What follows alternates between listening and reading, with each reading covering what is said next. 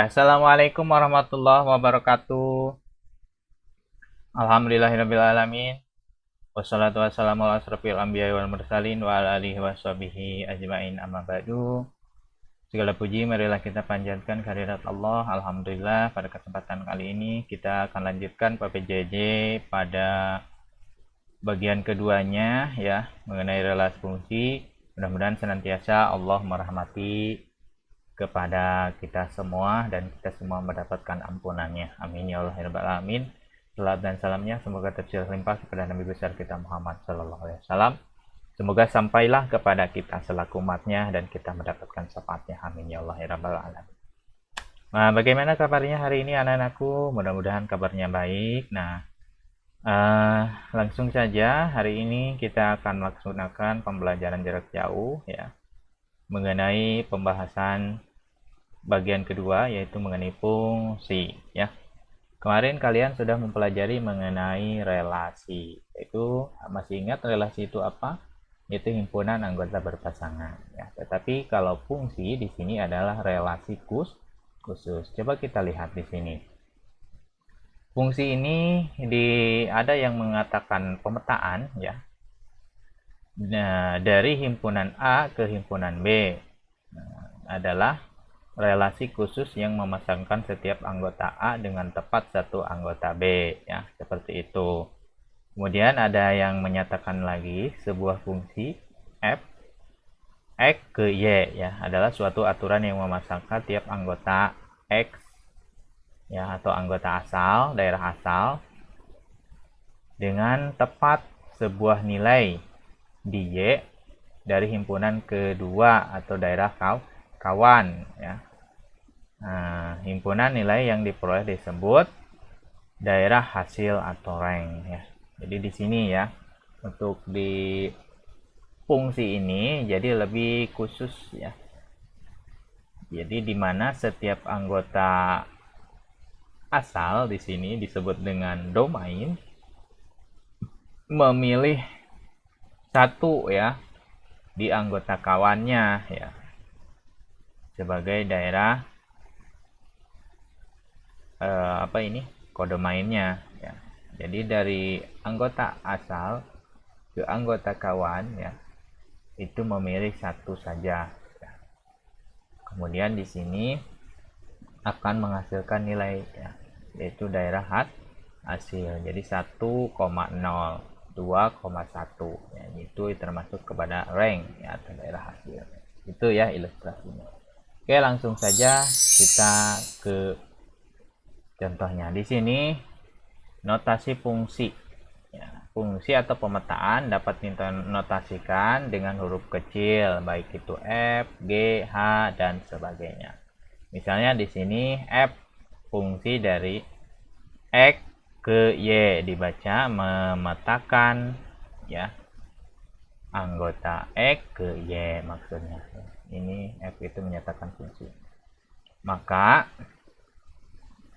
Y sama dengan Fx ya, fungsi dari anggota X dibaca sama dengan F dari X ya. F dari X, jadi F dikali X ya, F dari X digunakan untuk menunjukkan bahwa Y adalah fungsi dari X. Y adalah fungsi dari X. Kalau dibalik berarti X sama dengan Fy. Jadi X fungsi dari Y itu kalau dibalik.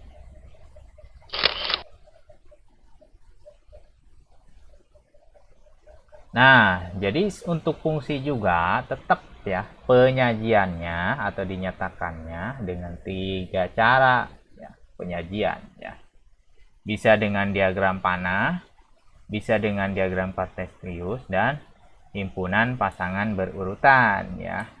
Sama ya dengan relasi kalau penyajiannya. Tapi kalau aturannya fungsi itu dikatakan relasi khusus. Nah, contohnya kita lihat di sini, misalnya diketahui anggota A-nya di sini pakai huruf A, I, U, E, O ya. Anggotanya, sedangkan anggota B itu kawan dianggotakan dengan angka 1, 2, 3, 4. Nah, di sini diperintahkan ya, yang pertama buatlah diagram panah yang menunjukkan pemetaan F ya yang ditentukan oleh A1 ya. A1 koma ya, kemudian I2. Jadi maksudnya dari A ke 1 ya, atau A,1 ya.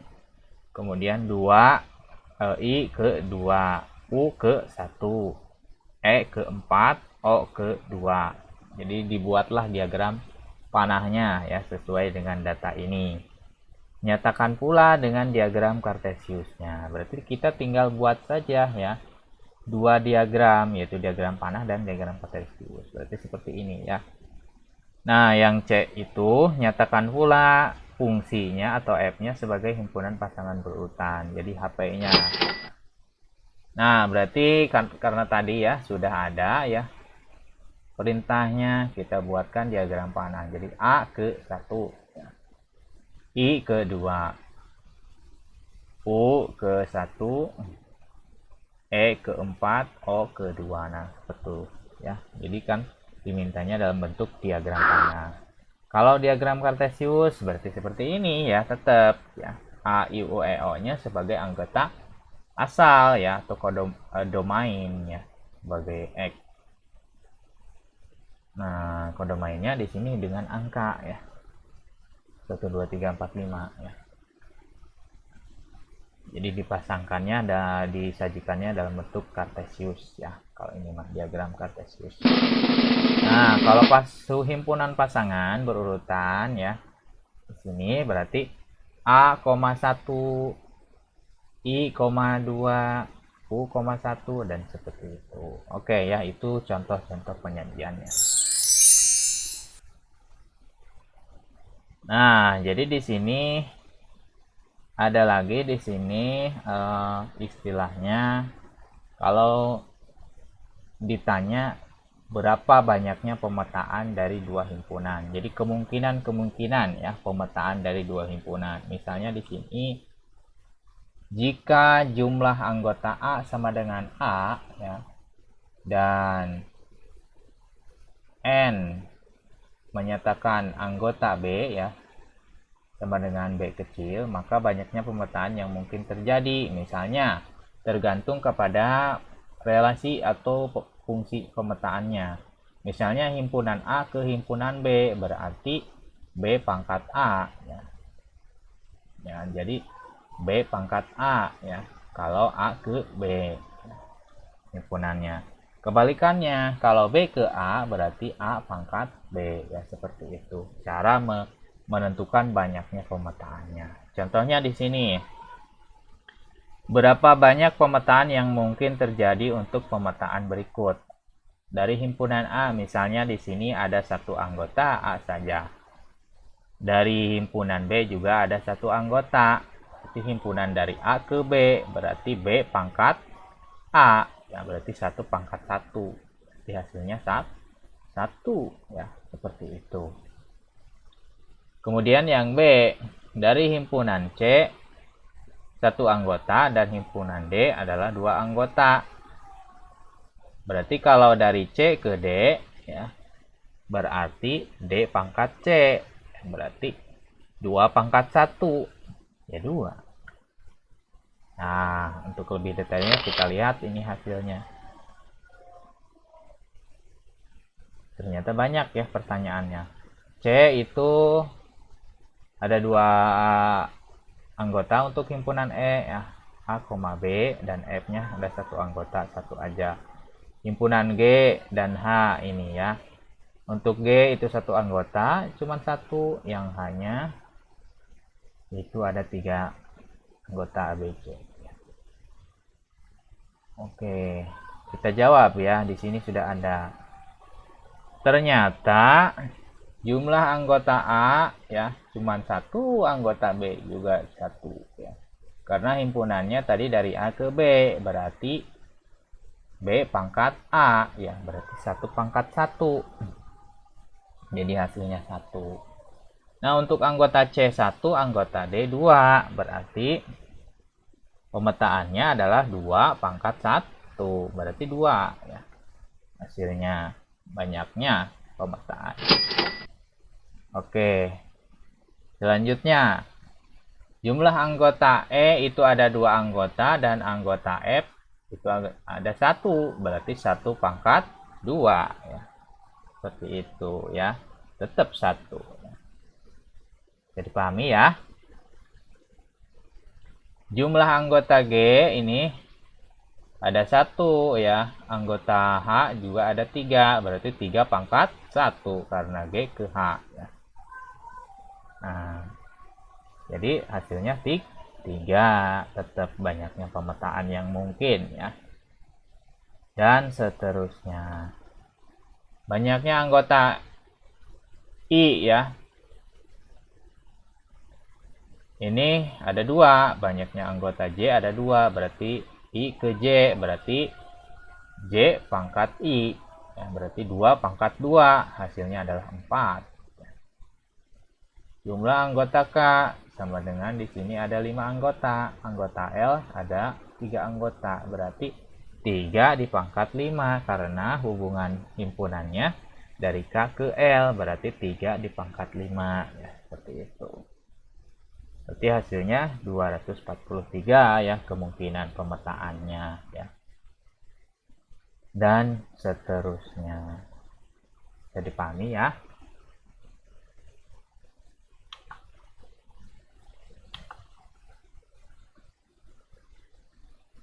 Jadi kalau himpunannya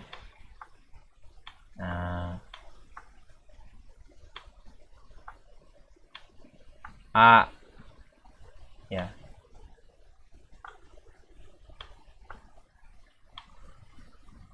ke B misalnya ya.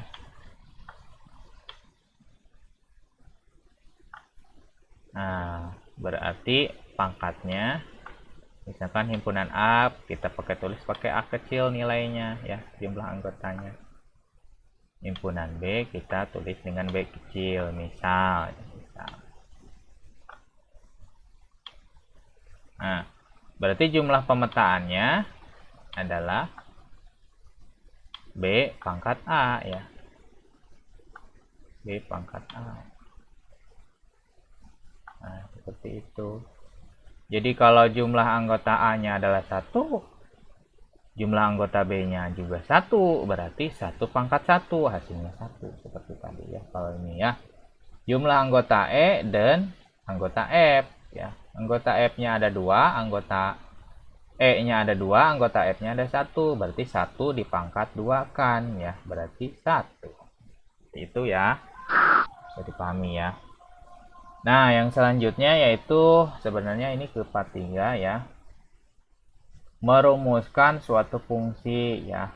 F X ya, ke Y dibaca F memetakan X ke Y. Berarti Fx ya. Sama dengan Y. Contoh di sini, misalnya diketahui suatu fungsi fx ya sama dengan fx x plus 2 ya. Berarti ini sebagai y ya. Ini sebagai y ya. Berarti ya di 2 ya. Daerah asalnya di sini x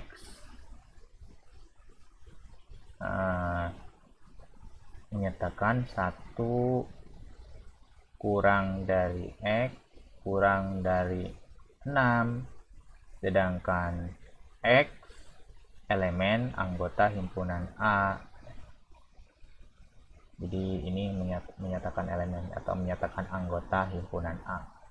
Berarti tidak boleh lebih ya dari 6 ya si anggotanya ya, berarti 1 sampai 5 ya.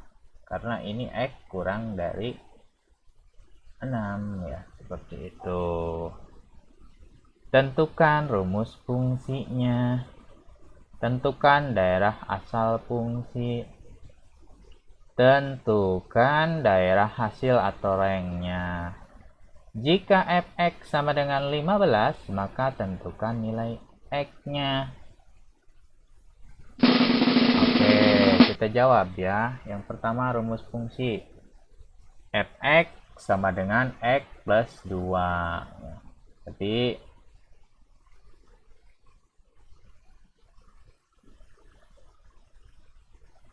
daerah asalnya ini sudah ketemu ya, 2, 3, 4, 5. Daerah hasilnya berarti di sini fx x plus 2. Nah, tinggal kita memasukkan saja ya.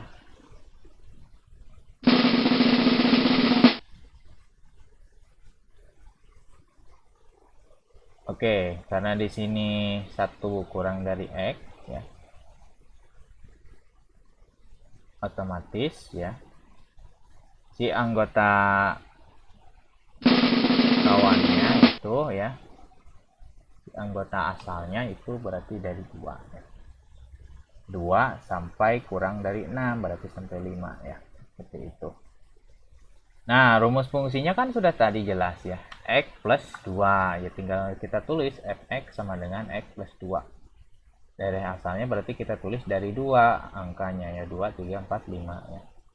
Daerah hasil berarti kita tinggal substitusikan ya. Masukkan ya.